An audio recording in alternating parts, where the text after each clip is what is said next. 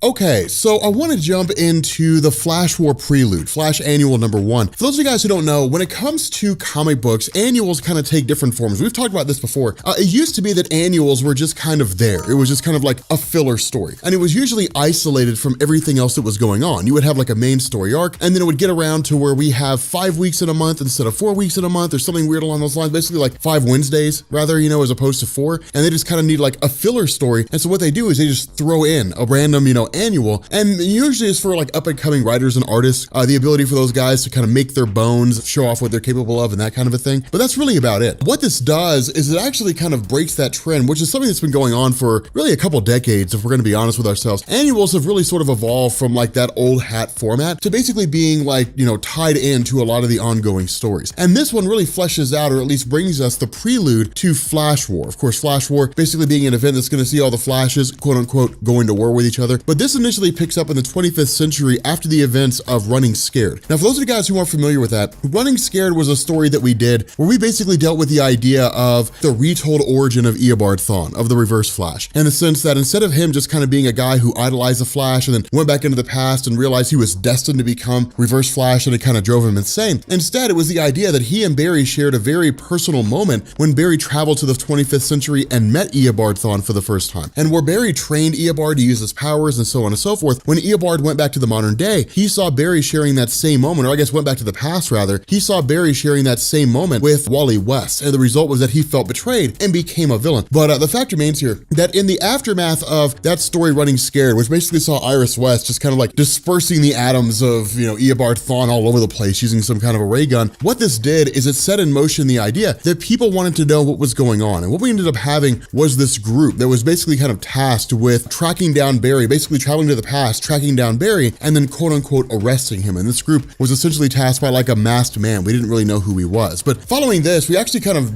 jump back to the modern age right now and basically pick up with a guy called the Top. Now, the Top was never a huge character in the realm of DC Comics. He was one of the small time guys. The overall gist is that he could basically create like these massive bursts of wind and spin things and so on and so forth, much like a Top, like you would expect with that whole ideology. He was a John Broome, Carmine Infantino creation, I think. But the whole idea behind this is that he's just kind of there wreaking havoc, and then that's really about it. And the result is that we end up having, Barry and Wally West, and then the young New 52 Wally West, they all just kind of team up and they basically defeat Top, and then that's really about it. But from here, this is when things really start to focus on Wally, because that's kind of the nature of this. Remember, when it comes to the classic Wally West, the red-haired Wally West, for the most part, despite the fact that he's back in DC Rebirth, there hasn't really been a whole lot of time spared to really deal with like how he's coping with the situation. We've seen small little bits here and there. We really saw it a lot in like the DC Universe Rebirth one-shot and like the Flash Aftermath story. But for the most part, a lot of the stories that have been told by DC regarding,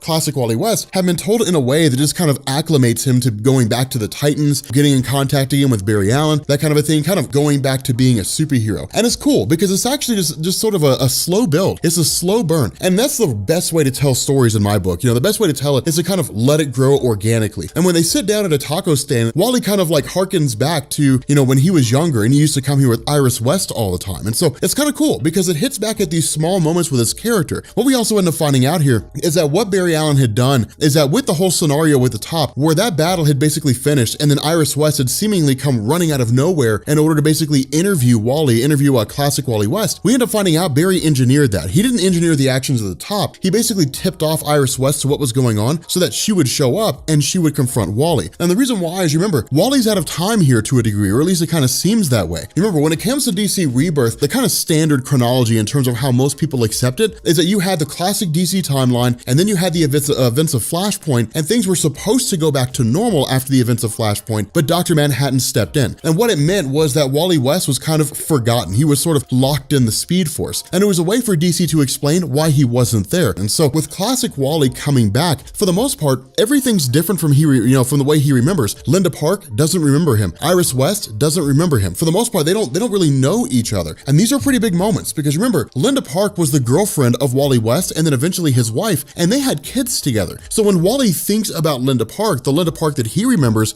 a family. He remembers them basically making a life for themselves, settling down, that kind of a thing. But when he's thrust into this current landscape for DC Comics, none of this stuff is going on. And so it's him trying to deal with things. Now, where he should actually go through and talk to Iris and reveal his identity identity and tell her everything he knows, where he should go find Linda Park, and even if nothing happens, basically say, hey, look, these are the things that I remember, although that would be kind of creepy. But the bigger picture here and the bigger gist of this is that Wally kind of takes it as an affront. Now, he takes it offensively for a couple of reasons. Wally's coming from the standpoint of, well, Iris wouldn't be able to handle this. Like, if I told Iris everything that's going on, she wouldn't be able to grasp it. And the whole idea of Barry is, but dude, like, she destroyed Eobard Thawne. I promise she can handle herself. Like, she can handle this whole situation. But for Wally, it's not that simple. And even then, it's one of those things where, okay, even if she could, of what business is it of yours? And that brings in the direct, juxtaposition of like Wally versus Barry, the philosophical differences between the two. But it is kind of intriguing because in this whole conversation that they have, this whole argument that they have, they kind of race a little bit and then they stop, and Barry's like, hey, look, man, don't make me chase you. And Wally simply says, look, if I wanted to run away from you, there's no way you could stop me. And that's true. One thing to keep in mind, this is one of the reasons why a lot of classic fans of The Flash love classic Wally West, is because when it comes down to like the hierarchy of the fastest speedsters, Wally West is the fastest Flash. He's faster than Barry Allen. That's the way this whole thing with the Flash mythos works, is for a time, all you had were like these disconnected speedsters. You had like Johnny Chambers and Jesse Chambers that discovered a formula. They gave him super speed, and when they said the formula, they gained their powers. You had Jay Garrick, who was exposed to heavy water, whatever it is, and he inhaled those gases, and suddenly he could run at the speed of sound. And then you had Max Mercury, and you had all these different characters who were able to tap into the Speed Force. It wasn't, or I guess really gain superpowers. It wasn't until Terminal Velocity by Mark Waid that they were all unified, that it was all, hey, this formula that Johnny and Jesse Chambers say, the heavy water, whatever it was that Jay Garrick inhaled, what it did is it all allowed them by one measure over another to tap into the Speed Force. And so that's how they all gain their powers. But where Wally West is the fastest because he directly mainlines the Speed Force, meaning he draws directly off of it, Barry Allen was the one who made it. And so that's how all these different characters sort of fit in. So it's a pretty cool moment when it comes down to these characters, because it's just kind of like, hey, look, I don't necessarily need you anymore. Because remember, when it comes to classic Wally West, when he first became the Flash, Crisis on Infinite Earths happens, the story ends, Wally West ages up, Barry Allen's dead, and then he's, kind of stuck under Barry's shadow for a little while, and then under the writing of like Mark Waid and all those guys, it was basically kind of taking him out of that shadow and making him his own superhero. And so because of that, Wally just kind of grew into his own character. It's really kind of interesting with regards to this whole argument between these two guys. But the fact remains, when Wally sits down and kind of thinks about the various people that might remember him or don't really remember him per se, the whole question is, who is it that would remember him? Of all the people who were out there, who would recall his existence? And he thinks back to a girl by the name of Frances Kane that he grew up with. Now, Frances Kane was introduced back in 1982 by Marv Wolfman and George Perez, and she was a Teen Titans character. The way this whole thing worked out is much like Chris Claremont with the X-Men, where he was just like creating all different kinds of mutants and then just throwing them into the stories and seeing how people responded. Wolfman and Perez, during their kind of iconic run on the Teen Titans, had done very much the exact same thing. The idea was just make it, throw it in the story, send it out. If fans love it, keep it. If they don't, get rid of it. And so what you ended up having with Frances Kane is she was basically a girl who, grew up with Wally. She was his Lana Lang, so to speak. For those of you guys who don't know, Lana Lang is basically the girl that like first realized that Clark Kent had powers, taught him how to use his powers, and really kind of set the stage for Clark to become Superman later on, in addition to Jonathan and Martha Kent. But the whole idea was that she was alongside the Teen Titans for a little while. She kind of, worked with the team, but ultimately ended up just kind of walking away. And there was a lot of romance between herself and Wally West. And in fact, ultimately they just kind of ended up breaking up and going their own separate ways. But there was a point whereby I believe she was trying to find a way to get rid of her powers, or at least like hone her powers of magnetism or something like that. But she ended up encountering a scientist who kind of like twisted her mind, and then she basically developed a split personality. But that's basically what happens here. Wally shows up and then just kind of starts talking to her and says, hey, look, I don't know if you know me, I don't know if you're familiar with me, but here's who I am, and I remember you when you were younger, and that kind of a thing. And then suddenly she starts to remember who he is. Now this works. That goes all the way back to DC Universe Rebirth #1. That's how he came back, was going to Barry Allen, visiting as many people as he could, anybody that knew him when he was a superhero, and then finally comes across Barry and says, you have to remember me. And at the last minute, Barry remembers him and Wally West is back. So that's kind of the shtick of his character at the moment, is he kind of travels around to people who have seemingly forgotten him and kind of quote unquote wakes up their memories. And so it is cool because basically she recalls everything about them. The fact that they were friends, the fact that they dated for a while, there was a romance, and then immediately the magenta personality kicks in and she loses it. She just starts attacking him with everything she can get a hold of. But it is funny, and it is really intriguing because it's him kind of having to come back and cope with his own demons, cope with the mistakes that he made in the past, the kind of things that he was involved in, all that kind of good stuff. For the most part, while he wants to spill the beans, in truth, with her being a villain, she's really the only one he can really confide in at the moment, or at least feels like he can confide in. Wally West is really just a prisoner of his own mind. He's just kind of locked in this cycle for himself. It's not that he went to Iris and she rebuked him, it's that he's afraid to because maybe she won't remember him. And that's kind of the fearful thing about this, is that if you're Wally West and you say, okay, so like Barry Allen remembers me and like the Titans remember me, but like Iris West may not remember me, that'd be the most crushing thing because that's his aunt. That's like one of the closest people that he has. And to suddenly find out that she doesn't remember anything about him, she doesn't recall him at all, it would be devastating. And so it's almost one of those things where it's easier to just not ask than to basically get the worst kind of answer. And so what ends up happening here is where the magenta personality begins to settle down and Wally's able to kind of talk some sense back into Frances Kane, sort of bring that persona back out. This brings her character back. And so it really kind of teases the possibility that things could go one of two ways. If Wally has to choose between Linda Park and Frances Kane, which one will he choose? Now, depending on where you stand with the Flash comics, you could go either way. There are people who are classic fans that are like, nope, I want to see him marry Linda Park, and I want to see them have Jai and Iris West, and I want to see them like as younger kids, and I want to see them be like a Flash family again. Classic Wally West fans would love to see that come back. But then some people are kind of like, yeah, but I mean, like, we've done that dance before. And so that's what people are kind of curious about. They're like, well, if we got Frances Kane, that changes everything because now Wally West has to deal with a girlfriend who's crazy as hell, but like, it's also a chick he dated at one point along the line. And so what you end up having is Wally sort of coming to grips with things. Is Wally basically saying, look, to this point in my life, I have been in this situation where I am in this, this rebirth landscape. It's not the place that I remember, and I've effectively kind of kept myself shunted off. I've used the events of like fighting alongside the Titans, I've used the events of fighting alongside the Flash to effectively shy away from that part of my life and avoid it all. And so what he needs to do, at least, from his perspective, is to basically sit down and say, I have to come to grips with where I am right now. I have to come to grips with like where my life is at the moment. The longer he goes without talking to Linda Park, the least likely the opportunity is that they'll ever get together. Because if we're talking about, something legitimate, she'll just find a guy and eventually settle down. But if Wally West steps in and says, hey, look, let's get a cup of coffee. I really need to talk to you about something. And I know it's going to sound crazy as hell, but hear me out. If it sparks memories and she remembers who he is, suddenly everything comes rolling back in again. That's the risk. It's kind of like this in comic book adaptation of the nature of love. Sure, ask a girl out, get your heart broken, and that happens 1,000 times. But then you ask a girl out, she says yes, and you're married 4 years later. So, it's one of those things where it's just kind of like, you never know how it's going to work out. You just got to give it a shot. You got to throw it out there and just kind of see what happens. And so where he ultimately kind of,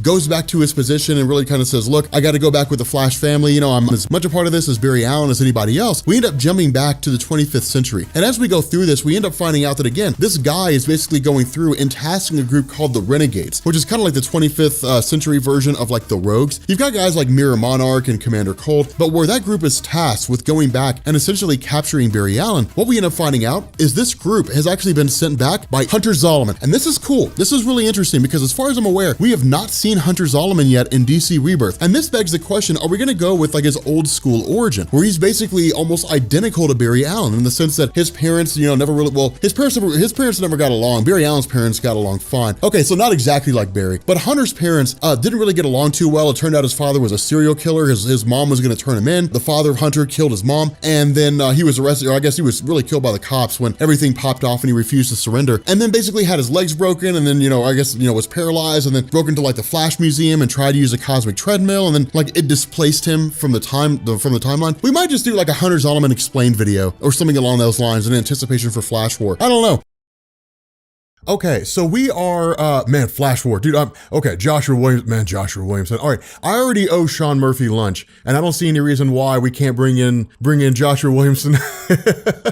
Dude, Joshua Williamson, man, if you ever stop writing The Flash, I'm gonna be so pissed. His work on Flash is nuts, and this story is no different. And here's a funny thing, it's like the culmination of everything we've been waiting for since like the beginning of DC Rebirth and the return of classic Wally West. It's like the one thing we've always wanted to see, and there's so many great moments in this. Okay, so initially this whole thing picks up with like Flash and Barry going to war, right? Like they're just kind of like against each other, and it's like, well, if you're not gonna help me, then, you know, whatever, like Wally West just kind of freaking out on him, but we're not really given any context as to why. What we end up doing is kind of jumping back a little bit about, well, really about almost an hour earlier, and just kind of picking up with this whole thing. And this is kind of cool because this is an exchange between Iris West and the new 52 Wally West. But the difference here is that when it comes to like this exchange, it's different from the other ones that we've seen, because now Iris is totally aware of Wally, right? Like that was the whole thing. When classic Wally West first came back, red-haired Wally West, when he first reappeared, we knew from just like the history of DC that like he and Iris have like a long-standing history because they're family. But when he first appeared, he didn't want to like instigate a whole situation with Iris and like reveal to her his identity and so on and so forth. And that was just really like Williamson's way of working into DC Rebirth, in the sense that Rebirth is designed to bring back all the old stuff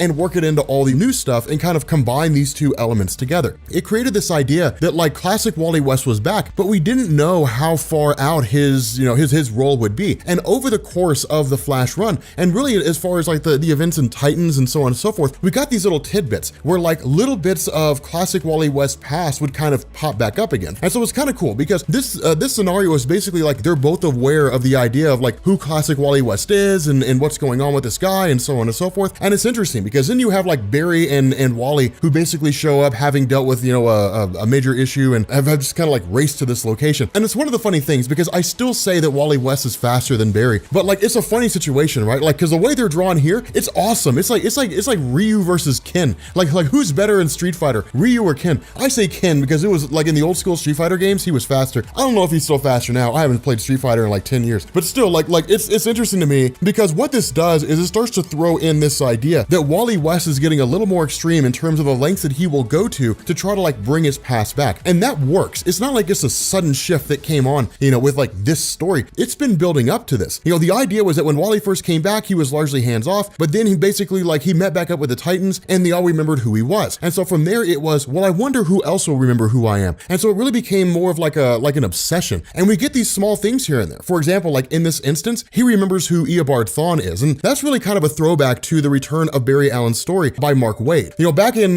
really post 1984, after Crisis on Infinite Earths, the Flash stories were taken up by a handful of people. You had like Mike Baron, and really like Baron's run was designed to kind of throw Wally in this situation where he was always under the shadow of Barry. And it was like, well, Barry died in Crisis on Infinite Earths, and now, you know, I've got to be the new Flash, and man, it's just so hard because I'm trying to live up to the legacy of Barry. But then when Mark Waid took over, Waid's stance was, okay, let's get this show on the road. Because like people are tired of seeing Wally under the shadow of Barry. Let's actually like make Wally something cool. And that's why Mark Waid's Flash run is considered to be like the run of the Flash. It's solidified Wally. But in one of the earlier stories, I would say the first major, like the first big story that Mark Waid wrote was the return of Barry Allen. And it was basically like the post-Crisis on Infinite Earths origin of Eobard Thawne, the Reverse Flash. And that's cool because that's what this is. You're no Barry Allen. Like it's literally this whole situation playing out. You have like Wally West, who is part of the Justice League. You have like a lot of these really cool moments. And that's the interesting thing behind this is like, you can tell that Joshua Williamson is a fan because these are throwbacks to things that fans will remember. This is like a love letter to all the fans of like classic Wally West. Now, at this point, we pick up with the arrival of the Renegades. Now, we talked about this in like the previous prelude video that we did to the events of Flash War, which is basically that like in the 25th century, the Rogues aren't really the Rogues. Like the Rogues don't really exist anymore. What you have is the Renegades, who are basically like good guys. They're more of like a police force of metahumans. But when you're, you know, classic Wally West, and when you're Barry Allen, and you've never met the Renegades, or at least as far as you're aware, you've never met the Renegades, you don't see them as Renegades. You just see them as like souped up rogues, and that have just kind of like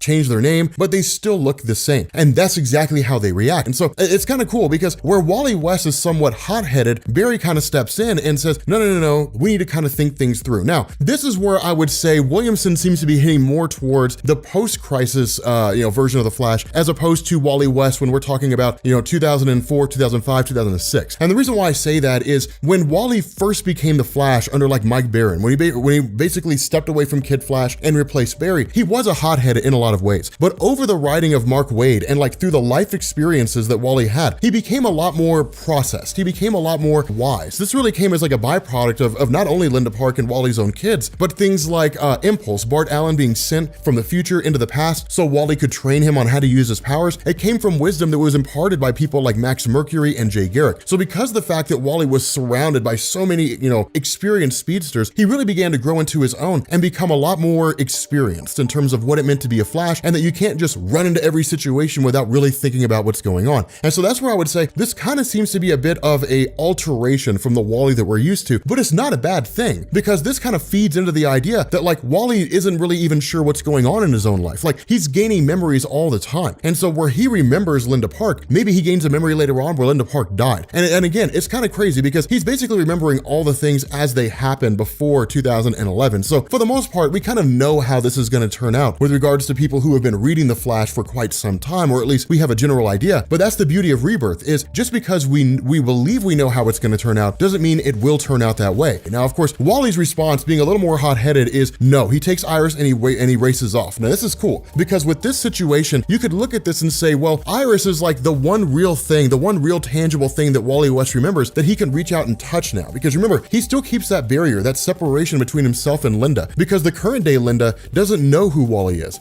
Now, it doesn't mean that she won't. I mean, it took Iris kind of waking up to realize who Barry was, or I'm sorry, who Wally was. And there's nothing to say that the same thing won't happen with Linda. But we talked about this in the previous videos. The fear that Wally has with Linda Park is that maybe he'll wake her up and she'll freak out and leave, and like she'll abandon him. She won't embrace him with open arms like, oh my God, I can't believe I forgot about you. She'll just be like, okay, this is too much for me to handle, and she'll leave him. And so it'll be like losing her all over again. That's really like the biggest fear that he deals with. The other half of this, and this is one of the things that I love about Iris in the comics, is she's like, get your hands off of me.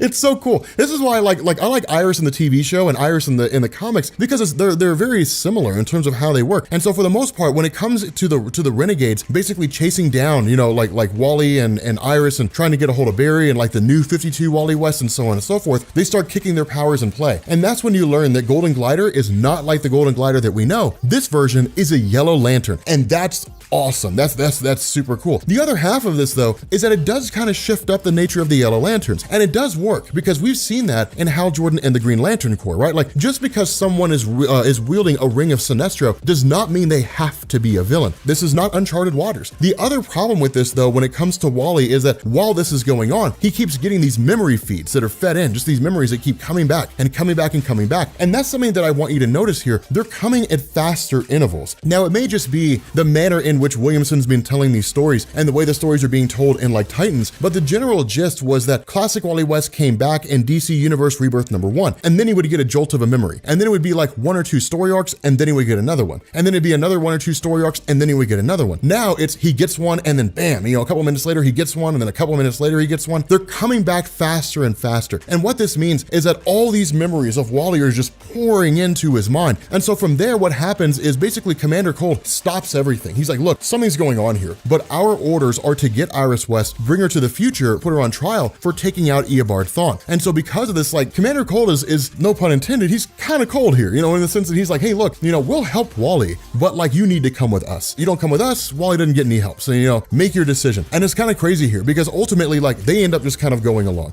You know, all the speedsters end up going with them because they don't really trust the Renegades. They don't know anything about them. It's this group that looks like the Rogues that appears from a temporal portal and says, you got to come with us. You have to believe us. We're good guys. There's no reason to believe them. And so classic Wally, Barry, you know, New 52 Wally West, they all basically travel with Iris and the Renegades to jump into the 25th century. The problem with this is that when they get there, everybody arrives except for classic Wally. And what we end up finding out is somebody screwed with the temporal device of Captain Cold so that Wally would be lost in transit. And so what we end up doing is transitioning over to Wally himself in what really looks kind of like a broken remnant of the Flash Museum. And as he goes through there, he basically starts getting these words from this guy. And he says, like, this is your life. This is the museum of your life. This is everything you've lost. And this is when we start getting like these amazing Easter eggs, like showing Wally West when he was Kid Flash, showing his first encounter with Impulse, showing Max Mercury. But once he goes through here, like this person says, like, this is your entire life. This is everything you know. Jai and Iris West, the children of Wally, are here. They're shown in kind of like a video feed of sorts. And so when the question is like, who are you? What is going on here? What we end up getting is the return of Hunter Zolomon. And Hunter Zolomon is amazing. Okay, so Eobard Thawne, the original Reverse Flash, he goes all the way back to the 1970s, right? Like he's pre-Crisis on Infinite Earths. Once Crisis on Infinite Earths happened in 1985, 1986, then we got like a new version of Eobard Thawne. And then following that version of Eobard Thawne, Jeff Johns took over the Flash story and he gave us another Reverse Flash named Hunter Zolomon. Now the difference between Eobard Thawne and Hunter Zolomon is that where Eobard Thawne was originally just like like a massive fan of the Flash, and then was obsessed with Barry, made himself look like Barry, and then traveled back into the past, only to find out, Barry had died, and then looked through the Flash Museum and realized he was destined to become his mortal enemy and went insane. Hunter Zolomon was totally different. Hunter Zolomon was basically a guy who was just in the wrong place at the wrong time. He had a really, really crappy upbringing. He was involved in a conflict, lost the use of his legs, but he was a huge, I would say he worked alongside the Flash more so than anything else, worked alongside Barry as like a criminal profiler. The way he ended up becoming a villain was because once he basically lost everything that mattered to him, he basically went to the Flash and said like, help me run back in time. Use your cosmic treadmill, help me run back in time and fix everything that went wrong. And like the Flash said no. And so because of that, Hunter Zolomon's heart was just filled with anger and wrath at the fact that the Flash just wanted to hog all his power to himself. And so he basically found a way to copy the powers of the Flash, and he's been a villain ever since. But there's like history there. And that's why Hunter Zolomon says, we were friends once, because they were. They were very good friends once. They worked alongside each other. The relationship between Hunter Zolomon and Wally West is like the rebirth equivalent of August Hart and Barry Allen, in the sense that August Hart became Godspeed because of the fact that he was driven by a desire to kind of fix everything. Hunter Zolomon's motivations were a little bit different, but the pre-villainous nature, the pre-villainous relationship between himself and Wally was almost completely identical. Now, Hunter's idea is you have to destroy the Speed Force. Now, we don't know what effect that'll have. We don't know if destroying the Speed Force will lead to like the deaths of Jay Garrick and Max Mercury and Johnny and Jesse Chambers and like Giant Iris West and like, Impulse, like all these characters. We don't know if that's going to be the case. Instead, all we know is that like the Speed Force would be destroyed. But that's the question. What lengths is Wally willing to go to not only bring back all the speedsters who were there, or at least presumably do that, but also basically go back and like return things to the way that they're supposed to be. But it's kind of cool here because remember, Barry Allen tried this during the events of Flashpoint, and that's what screwed everything up.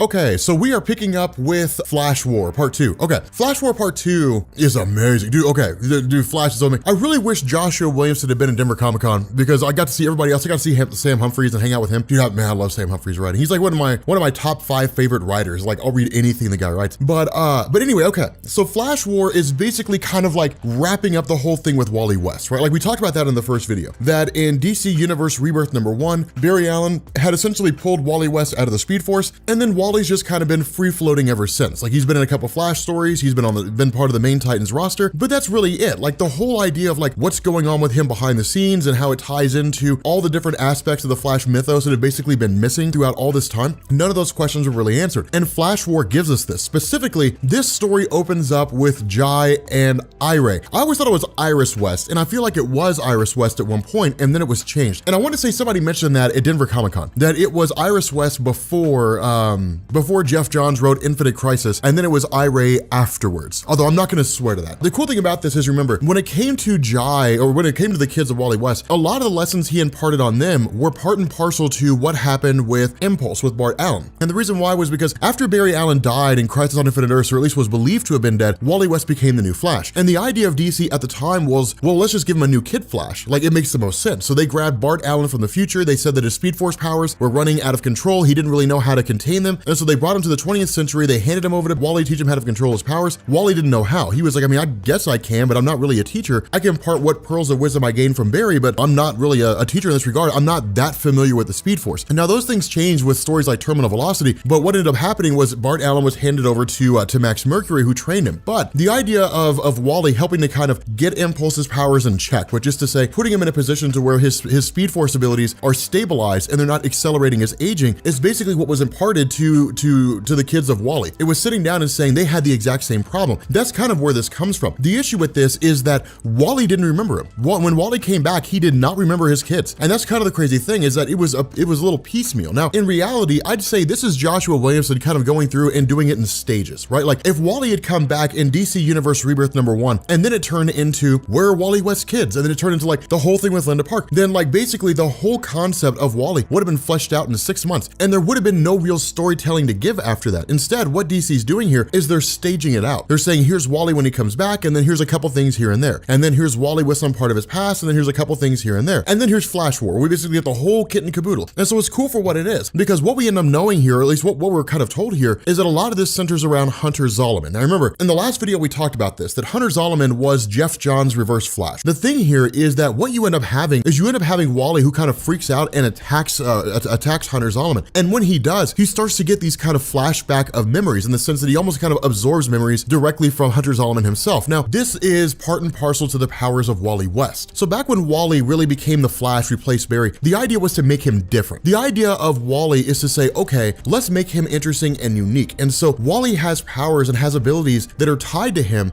that no one else has. For example, Wally West cannot be cut off from the Speed Force. This is the reason why when DC Rebirth happened, Wally West was absorbed into the Speed Force as opposed to just kind of losing his powers and just sort of being a regular person out there somewhere. Wally mainlines it. And so because of that fact, like, he's wildly powerful. Not only that, when it comes to like time travel, Barry Allen has to use a cosmic treadmill. He can bounce through dimensions. He can, like, vibrate himself from one dimension to the next, but he can't run back and forward through time of his own volition. He has to use a cosmic treadmill to do it. Wally does not have that limitation. He can run back and forth through time. Well, actually, we'll see how that kind of plays out here. But one of the other big things that Wally has, and this is, I believe, a power that was actually given to people after Wally, is he has the ability to kind of transfer Speed Force powers to people that give them like healing factors, different things like that. But when he basically goes to attack Hunter Zolomon, because of this ability that he has, he picks up on the realization that Hunter doesn't have his powers anymore. And this is kind of the cool thing, is because the way Williamson writes this, it's a bit of a mystery here. We kind of know that Hunter Zolomon's working with Eobard Thawne, but we don't know how far this goes. And where Hunter Zolomon is talking to Wally, what he's doing is saying things like, my powers are gone. I don't have my abilities anymore. Because of the fact that my powers are gone, it's given me time to kind of reflect on my life, to reflect on the decisions that I've made and the things that I've done. And ultimately, I've essentially seen the light. Hunter Zolomon was originally a good guy. He fell to becoming a villain because he was obsessed with the idea of fixing his own past. His desire to become a villain was rooted in his own struggles and strife, things that people go through. He just took a different road. But redemption was always right around the corner for Hunter. And Wally doesn't really know how to take that. But at the same time, Wally's also a good guy. And he's like, I mean, we kind of have to give him the benefit of the doubt. But more so than any of that, Hunter Zolomon knows the location, or claims to know the location, of where Wally's kids are and how to get them. And so the overriding factor here for Wally is he wants his kids back. And so it's kind of a throwback for the old school Wally fans. All kinds of things go into this whole ideology. And so from here, you really kind of sidetrack for a second with Barry and with the Renegades. Now, of course, the Renegades are kind of like this temporal police force that had been created by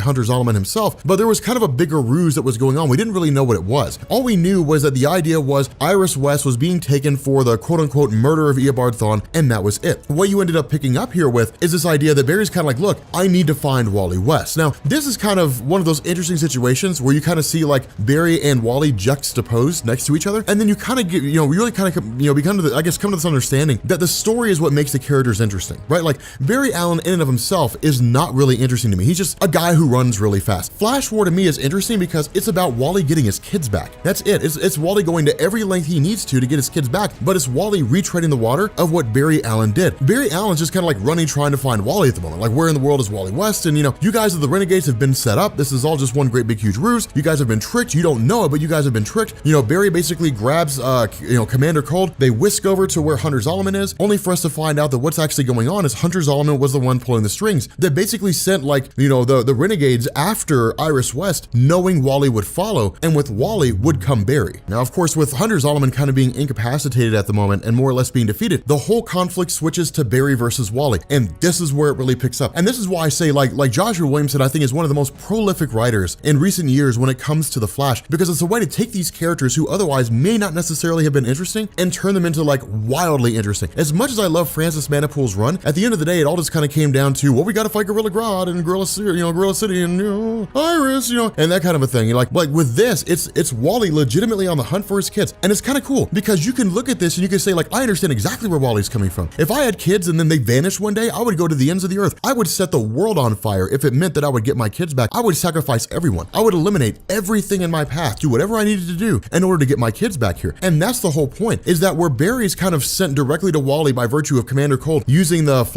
using the Speed Force signature of Wally to kind of create like a pinpoint, more or less, where Barry can be sent to. When he finally catches up with him, this turns into like, one, somebody did something and screwed up the timeline, so everything starts going nuts. It looks like the actions of Dr. Manhattan, if I'm being honest with you guys. And two, once Barry catches up to Wally directly, the two of them kind of engage in this incredible conversation, because Barry's kind of trying to impart this little bit of wisdom, right? Saying, hey, look, take it from me, the guy who trained you, you can't do this kind of thing. You can't just like run around and do crazy situations and jump into these crazy events, because what you're going to do if you run back in time, you don't know what you're going to change. There's no such thing really as like alternate realities. Those don't really exist. I mean, the notion of DC sitting down and saying like, well, there's all these alternate realities that stem out of a single action, it doesn't really work that way anymore. Flashpoint kind of solidified that, and a few things in Rebirth solidified that. What this means means is that if Wally goes back and let's say like he goes into the Speed Force, he breaks it, he goes in and like rescues his kids, no one knows what the consequence will be. That's the importance of all this, because that's what Wally's doing. Wally's idea is I can run into the Speed Force, I'll crack it a little bit, but nothing really terrible is gonna happen. But it's like breaking glass. It's only a matter of time before the whole thing shatters. And that's the whole point, is because the idea seems to be no one knows exactly what will happen. If this Speed Force wall is what holds the multiverse together and all the universes just kind of free float into oblivion, if the destruction of the Speed Force means all the speedsters lose their power, no one knows what the consequences of this will be. But for Wally, it doesn't matter. He doesn't care what the aftermath of this will be. He's a dad who wants to find his kids. And it's kind of funny because when you have Barry sitting down, like Wally's idea is, look, like you were a mentor once upon a time, but I've been Flash, like I was Flash for a long time. I've carved my niche. I know what I'm about. But if you're getting in my way of finding my kids, you're no friend of mine. So I'm gonna give you a choice. You can move out of the way or I can run you over. And that's what's so cool. This is kind of like redemption time for Wally West fans, because there's like this amazing standoff. You know, Barry's like, well, if you run, I'll catch you. And Wally's like, you can try. I can give you a head start and you still wouldn't catch me. And that's true. Wally is faster than Barry. And that's what's so awesome about this, is because like you can try your best. You can do anything you want to do. But at the end of the day, if I take off running in that direction, I'll have to stop in order for you to catch me. You're never going to catch up. And so because of that, like it's awesome here, because Wally just like takes off. And it's kind of interesting the way that it's drawn. You almost see it, right? You see like the look of Barry, like, please Wally, don't do it. And Wally's like, this is happening. And Wally just bolts. He's just like gone. And Barry tries to chase after him, and that's where this ends. But it's like, damn, man, like, dude, it's so good. Like, it's so amazing. Dude, I love Flash Force so much. It's so badass.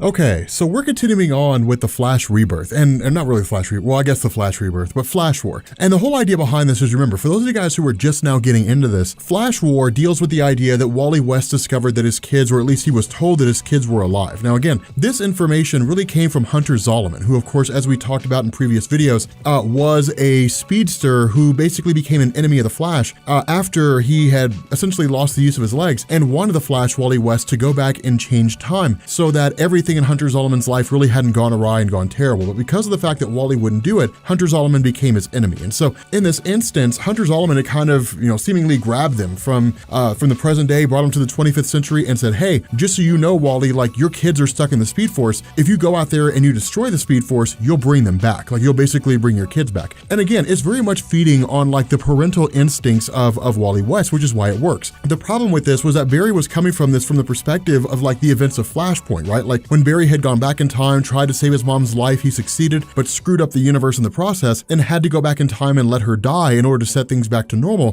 That's the whole perspective he's coming from here. And trying to impart those pearls of wisdom onto Wally, the whole idea of Wally is I've grown beyond your protege. I'm not the little kid who was Kid Flash anymore. I'm an adult now with a family that I need to go save. And again, it works, because what parent wouldn't go to the ends of the earth in order to save their kids? The issue with this is when you're talking about two speedsters of such incredible ability, such incredible speed running around, it's not like they move in a vacuum, right? It's not like they move around and nothing's impacted by what they do. They're running at such a high velocity around the earth, with Wally running to break the Speed Force and Barry chasing him down, that they're literally sending ripples throughout the entirety of the universe itself. The very fabric of the universe is literally shaking at the kind of speed and the kind of ripples they're putting off on such a strong level. And so when you have like Amanda Waller, Steve Trevor, and the various members of the government responding to this and trying to find a way to deal with it, their initial response is, well, let's just kind of use weapons and see if we can take them out using tanks or something like that. And of course it doesn't work. And so, this is like a little one-page thing. It's not designed to be a great big huge sprawled out event. But in response to this, you have Amanda Waller who tells Steve Trevor, contact your friends. So of course, this basically means the Justice League. But the important thing about this, and the cool thing with this great big huge moment, is you're talking about two extremely powerful guys in terms of how their speed impacts the world around them. But what this is also going to do is it's really going to kind of reiterate the status quo in relation to how fast like Superman is in relation to these guys, and how fast the various members of the superhero community are in terms of the power they possess. And so where Superman and the rest of the Justice League, and really even some of the Titans, show up on the scene and say, hey, look, like what's going on here? They're basically given the news by Steve Trevor saying that like Wally wants to break the Speed Force, Barry's chasing him down, it's creating ripples throughout the entire fabric of the universe. You guys have to find a way to stop him. And what ends up happening is Superman immediately takes off after them. And that's kind of the funny thing, because when Superman races off, it's basically like, hey, you guys have have to stop, you guys have to slow down, but it only lasts for like a fraction of a second. I mean, it is so astronomically quick, and Superman has to back off because he can't keep up. And that's one of the big things that I want you guys to really bring from this. When it comes to like status quos in comic books, they change all the time. And so really it's kind of been one of those things where for the last, I would say probably about the last 20 years, it's been generally accepted that the Flashes are faster than Superman, because of what use would the Flash be if he's not the fastest man alive? He's just a guy that can run really fast. And so because of this, like it really kind of fits into the status quo. Now again, going all the way back to like the 40s, 50s, 60s, and really from the 60s going forward, especially with regards to Barry Allen, really from the mid 50s going forward in the modern day, you're talking about like the Flash versus Superman. Those races are iconic. But really it wasn't until recent years, within the last 10, 20 years or so, that it's kind of been established the Flash is always faster than Superman because that's just how fast he is. But from there, you switch over to Green Lantern, and Green Lantern's response is, well, if Superman can't stop him, then the big green wall will bring him to an end. And again, they blast right through it. I mean, they literally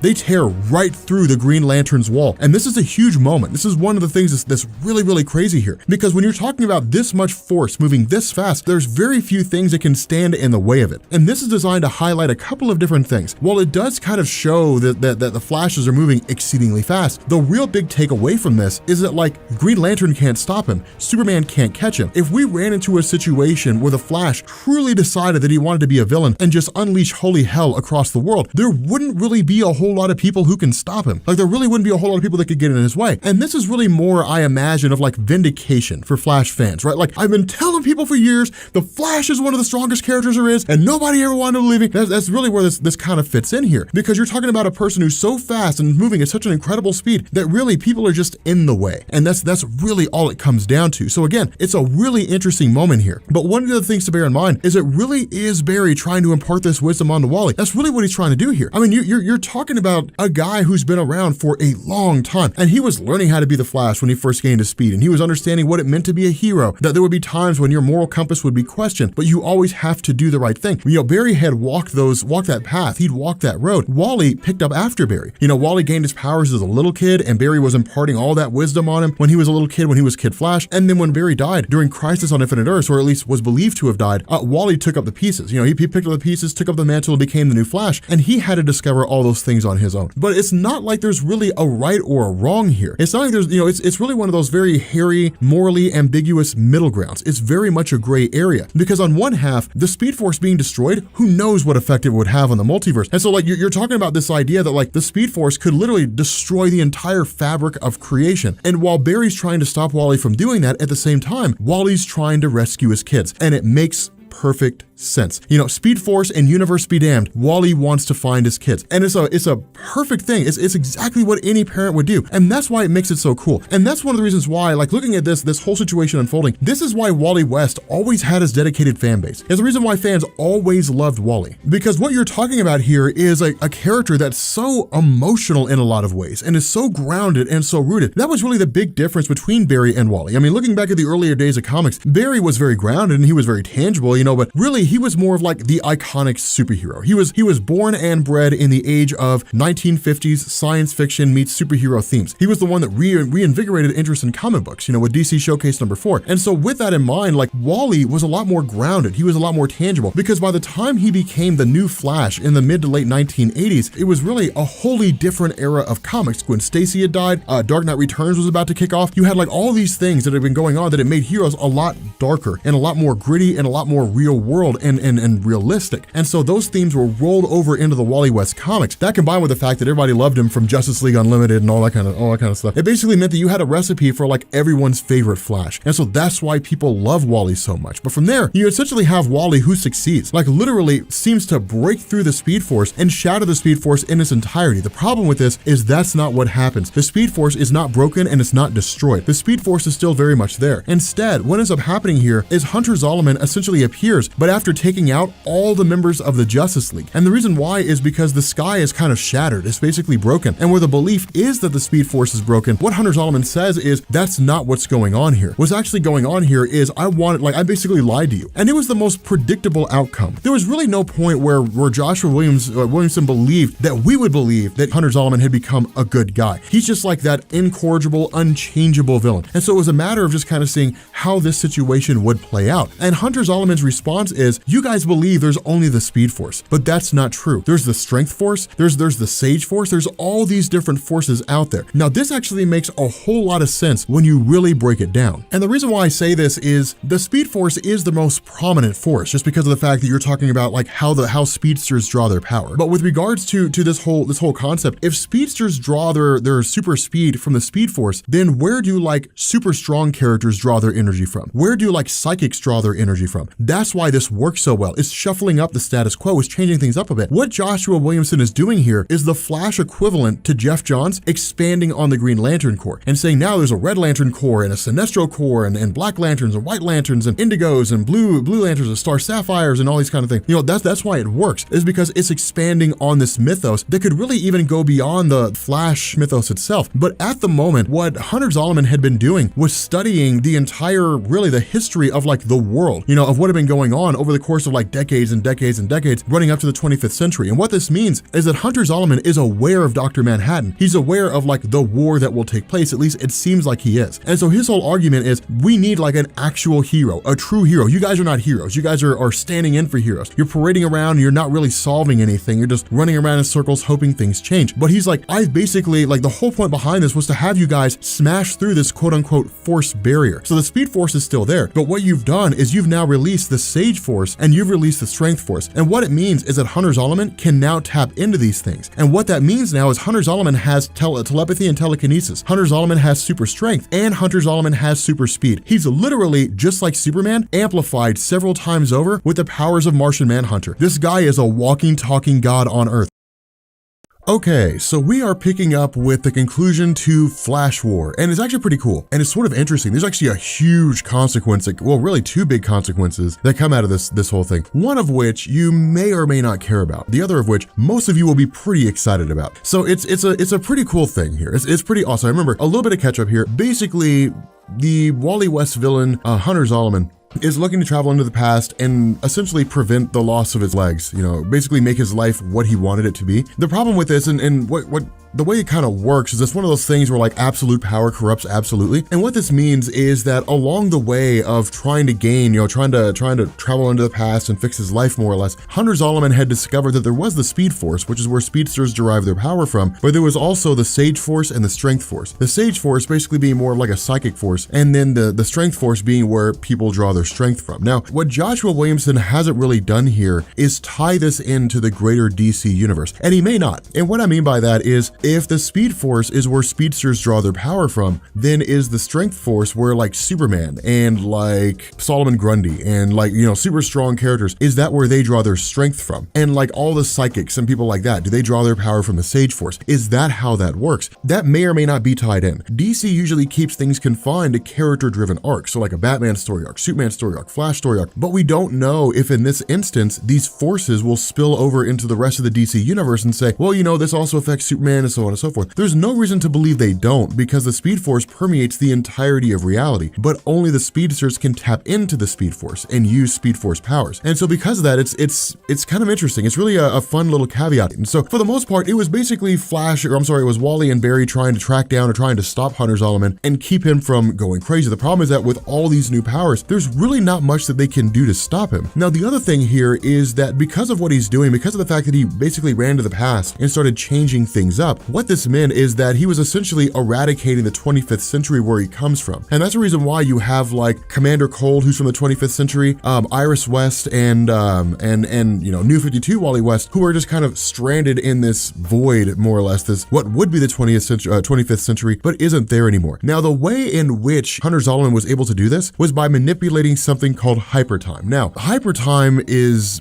a weird idea, a very weird idea in the realm of DC Comics. The best way I know how to say it. So take DC's publishing comic book era, like when they were publishing comic books between like 1938 when Superman first showed up and like 1984. Basically what you had is you had like different Earths, quote unquote. They were given like numerical designations. So you had Earth 1, Earth 2, Earth 3, Earth 4, and the numerical designation was designed to do nothing more than to basically say, this is a different universe. That's all it was for. What DC did is they said, these universes have always existed. Earth 2 is the age of World War II superheroes, the golden age of superheroes, basically. And then Earth S was where Shazam, that's where the whole Shazam family was. And Earth 1 is all the superhero stories that involve, Barry Allen and that Justice League team and so on and so forth. All that ran until about 1984 when it became too convoluted and complicated to understand, for new fans anyway, and so DC cut it all loose. They dropped it, they canceled all that stuff with Crisis on Infinite Earths. And after that, they said, now there's only one universe. And that ran for about 14 years. And the reason why is because in 1999, Grant Morrison and Mark Waid had this idea of saying, yeah, but like we want the multiverse back, but we can't really have it back. And so what they did is they created Hypertime. And Hypertime was DC's attempt to copy Marvel's multiverse. In Marvel Comics, you only ever had one universe, but then like a thing would happen where you would create like a divergent universe based on that. So like in the main Marvel universe, Peter Parker gains the Venom suit, right? The Venom symbiote suit. And then in the main Marvel universe, he travels back to Earth and he meets with Reed Richards, and Reed Richards says, actually, that suit that you're wearing is alive. It's a living, breathing organism. You should get rid of it. And so Peter goes to a bell tower. He starts ringing the bells. The suit hates the sound, all the pain and everything, and leaves, and then eventually bonds to Eddie Brock. Thus, Venom is born. An alternate reality would be, what if Spider-Man never stopped being Venom? Then like that would be an alternate reality story. But that alternate universe exists because it branches off of the main Marvel universe. DC tried to copy that. And what they said is, in addition to branching off, sometimes it'll loop back and intersect with the main DC universe. The problem was that it was actually more complicated than the multiverse they had before. And it seemed really, really unnecessary. And so fans didn't really like it too much. Now, all that turned out to be a moot purpose because in 2006, they brought the multiverse back with Infinite Crisis. But it was an attempt to kind of have the multiverse without actually having the multiverse. And so that's kind of what Joshua Williamson is doing here, that Hypertime exists. But this is only a temporary thing because as they're running through and as they're literally like racing through, and we're seeing like these different realities, these different universes, or really these different points in time where you have like the Flashpoint fight between Barry Allen and Eobard Thawne. You've got Barry dying during Crisis on Infinite Earths. You have like all these different eras in history of DC. You also have like Jai and Iris. It's like them as adults in the future. And so it's kind of cool to see this thing unfold because as they're racing through, they're actually seeing their life the way it could have been because Hunter Zolomon is changing things as he's racing through time. Like the very act of doing it is essentially changing things here and there. Not massive things, but things that are small enough that they can have effects later on. They can basically create ripple effects all throughout the time stream. They can have like big ramifications. And so it's kind of cool here because like when they're going through, Hunter Zolomon's whole stance is like, but I don't understand why you're trying to stop me though, because Barry did it. So why is it okay for Barry, but it's not okay for me? And it's interesting because Wally had the exact same stance. When Wally was like, I want to go back in time and I want to stop all this from happening so I can have Jai and Iris. I want to prevent Manhattan or whoever it was from messing with the time stream. So, nobody forgets these last 10 years and I've got my kids and so on and so forth. And Barry's like, no, you can't do that. And the way that Barry comes off here, that's kind of the funny thing. The way that Barry comes off here, both to Wally and even Hunter Zolomon, is don't do as I do as I say do. If you go through and start changing time, you're going to screw things up in really bad ways that you can't even really imagine. And when you go back to change it, you can never go back to the things the way they were supposed to be, or at least that's the opinion Barry has. Of course, we know they were because of what Manhattan did. Things didn't, but still, the fact remains here that it's interesting because Hunter Zolomon, initially was not going back in time. Now he's kind of gone mad with power. So he's like, I'll create the universe to my liking and everything will be the way I want it to be. And it's a little disappointing. Joshua Williamson is an incredible writer, but it's a little disappointing because Hunter Zolomon kind of falls into the cliche villain role. Like, I have this amazing scheme and this amazing desire. And, it's so human because all I want to do is just change my past and keep crappy things from happening to me. But now I've got all this power. I'm going to remake reality in my image. And it's just kind of like, okay, I understand, but like, I kind of like, it seems a little cliche. But even then, like, it's still a cool idea. That's one of the reasons why Joshua Williamson's Flash writing is so awesome, because by and large, the characters are so human and so solid in terms of how they're being written and how they're being, how they're being given to us. And so the fight here is actually pretty awesome. It's basically a speedster fight, but as they're going through and as they're literally facing off against each other, what ends up happening is that it's kind of hard to explain. When you have Wally fighting against Hunter Zolomon, he almost creates like these Speed Force constructs. Now, when I say create Speed Force constructs, I don't mean like creating like Speed Force lightning or something like that. What I mean is actually creating what are essentially Flash equivalent of like Green Lantern hard light constructs. And these come in the form of like Jay Garrick and Jai and Iris and like Max Mercury. And it's just like these speedsters we haven't seen in forever because it's kind of like, my family runs with me, that kind of a thing. And so that's why these moments are awesome. That's why these things are so important, is because this is like a one little moment thing. And like when the story ends, it could be like in the next issue, Barry's kind of like, so let's talk about those constructs you made, Wally. And it's like, yeah, man, man, I have no idea what that was or how that works, but like, we should try it again. And suddenly he's like sending people after, sending, Speed Force constructs after people. But more so than that, it's kind of Joshua Williamson's tribute to like the speed, to the Flash mythos. Because if you're somebody who picked up with the Flash in DC Rebirth and never read anything before, then Flash fans will tell you you're really missing out. Because people who sit down and who have been reading the Flash for years and years and years and years, running all the way back to like Jeff Johns' Flash Rebirth, the original Flash Rebirth, and even before that, they look at people like Max Mercury, they look at Impulse, Bart Allen, they look at Jay Garrick, these different members of the Flash family, and it's like, but it's not a complete family yet, because all you have really right now is Wally and Barry and New 52 Wally, and that's really about it. This cohesive family unit of Flashes doesn't really exist, or at least it's not there right now. And so it kind of leaves people wanting to see that return. And so for people, who are looking at this as kind of a small glimpse of how things could be, where all these different speedsters are going to start making their return. And so it's kind of it's a really good sort of feel-good moment. It kind of hits people right in the feels, with regards to how they feel about the Flash mythos and the speedsters they want to see return and all that kind of good stuff. And so essentially what ends up happening is you basically have, in the aftermath of all this, because of what's happened with Hunter Zolomon, the Speed Force has in fact been broken. And the result here is that while speedsters can still tap into the Speed Force, what it means is that with it being fractured, there's no means to travel back and forth through time. Basically, hypertime's gone. It's destroyed. Time travel is destroyed. Like speedsters cannot run back and forth through time. Now, this is with regards to speedsters. And that's why like the Sage and Strength Force are two distinctly different things, because when it comes to speedsters traveling, like running back and forth through time, originally that all started with Barry Allen's ability to like vibrate through dimensional walls, right? Like to vibrate through these sort of universal barriers that separated one universe from another. Now that went away after Crisis on Infinite Earths. And because that went away, the question was, well, what's Wally's ability going to be? What's going to make him unique in comparison to everybody else? Well, just let him be so fast he can run back and forth through time. Like just have that be the case for Wally, for Wally West, that was his thing. Like he was able to mainline the Speed Force and by doing so, run back and forth through time. Barry had to use a cosmic treadmill to do that even before he died. When you're talking about this, it basically means that like the ability to move back and forth from one point in time to another to change history doesn't exist anymore for the speedsters. Now, initially it kind of seems like, okay, well that's cool, I guess, but that's a pretty big moment actually. It's a pretty significant thing because what it means is no more flashpoints. What's going to happen, at least as far as Joshua Williamson's writing goes, is from the time from this point until the time he stops writing, then there will never be an instance of time travel. It'll never be an instance where they will run back into the past and quote unquote fix things. And that's actually a genius idea, because a problem with time travel, because Bendis was really guilty of this back in the day, but the problem with time travel is it's basically used by writers to write themselves out of a hole. It's like, well, I mean, I have this really cool story and like, it was awesome up until the end, but I don't know how to fix it. So time travel, and they just jump back into the past. But with hyper time, with the inability of Flash being able to travel back and forth through time, what it means is that Joshua Williams is basically telling us, as long as I'm writing the Flash, consequences are consequences. When something happens, that thing is happening. Now, after Joshua Williamson leaves, then it could very well be that, well,